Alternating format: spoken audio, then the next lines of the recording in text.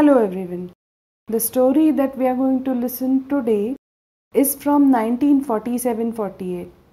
This is the story of a battle which had taken place in the first war between India and Pakistan regarding Kashmir issue. Though the battle is not very big, its contribution in the first war of India and Pakistan is very significant and important. So let's listen the story, The Battle of Budgam. Written and read by Rahul Kokir. Video editing by Ameya Kulkarni. This is the creation of Manthan Learning Resources. The Battle of Budgam.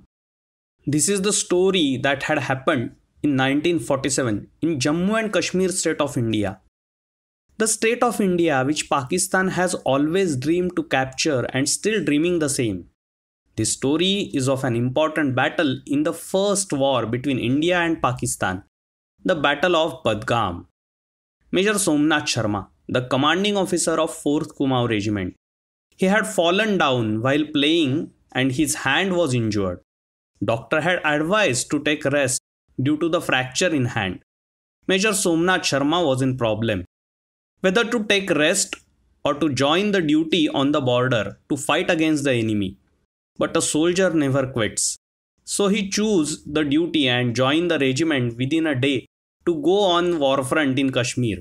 1st Sikh Regiment of Colonel Ranjit Rai and 4th Kumaon Regiment of Major Somnath Sharma had received the orders to reach Srinagar immediately. Colonel Ranjit Rai and Major Somnath Sharma were asked to expel the infiltrators and Pakistani forces from Kashmir as soon as possible and make Kashmir safe. What was the need for such an urgent action? Exactly what had happened in Kashmir? To understand this, let's go back a little and understand exactly how the Kashmir issue started.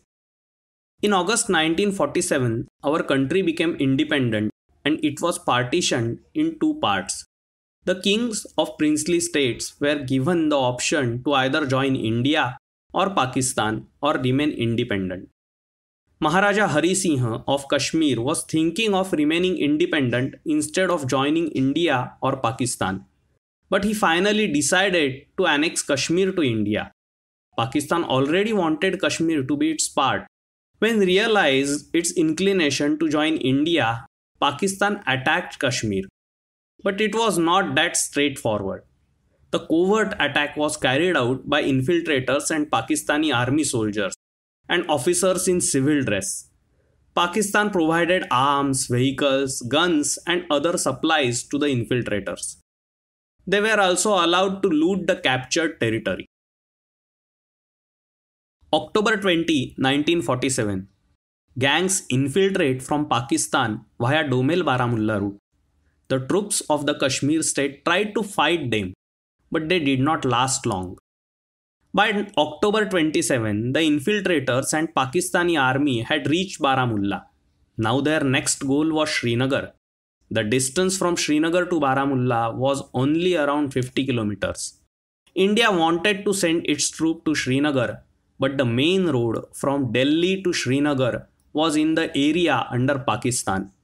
Another road, which was through India, was not well built in 1947.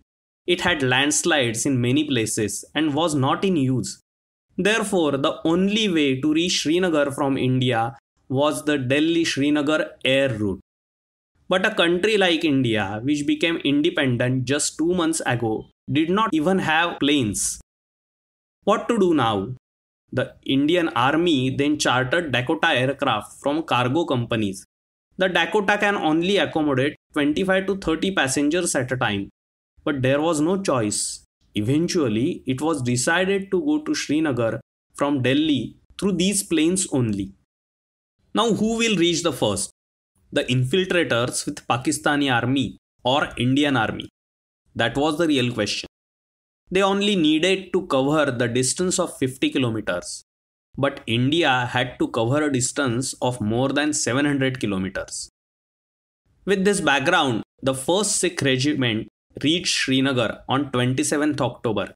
The regiment, under the command of Colonel Ranjit Rai, set up a defense line around airbase of Srinagar and sent a detachment towards Baramulla. Indian planes were constantly landing at Srinagar airport, yet our troops were not enough compared to the infiltrators.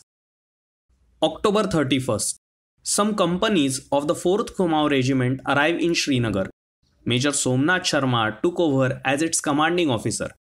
They were entrusted with the protection of the airbase. For next few days, it was important that Srinagar's airbase was secure so that there could be a continuous supplies, and the infiltrators were trying to attack this airbase. After the 31st, various groups of infiltrators began moving towards the airbase, but they were still detained by the Indian Army.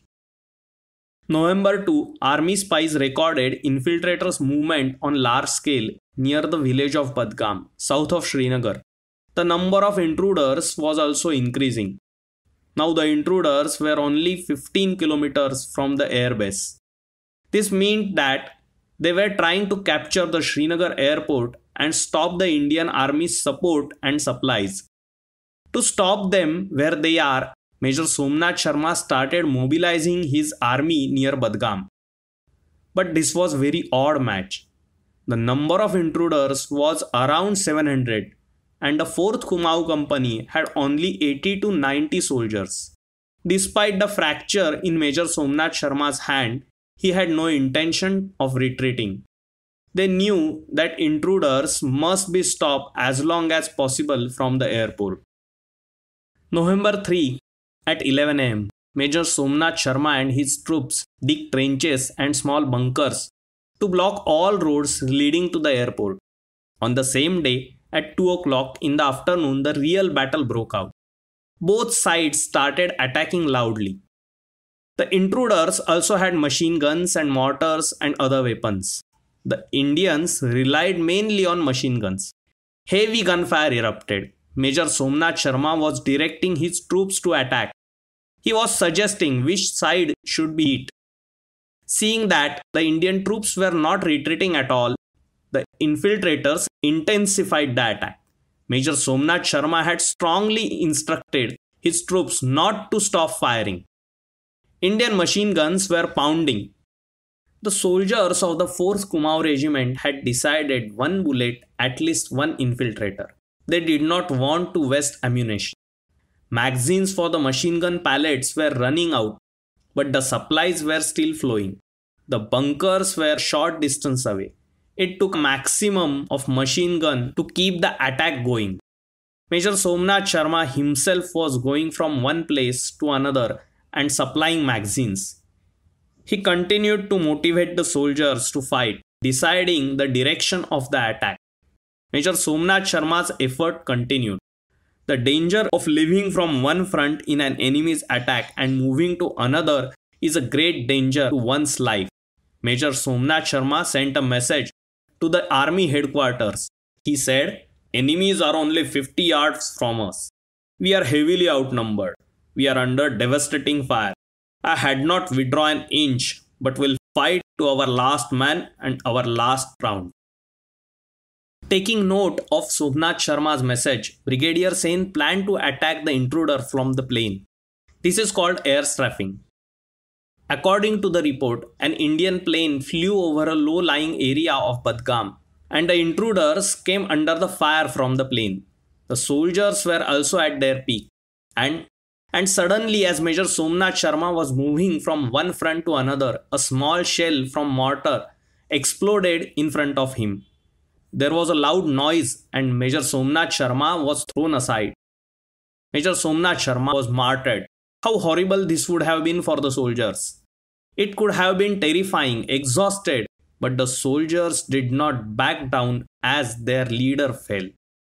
The battle continued for the next 6 hours by the remaining soldiers of 4th Kumaon Regiment. Around night, 1st Punjab Regiment formed a front behind 4th Kumaon. The 4th Kumaon Regiment was asked to withdraw. More than 200 infiltrators were killed in the 8 hours battle. 8 hours later, the number of intruders was still high.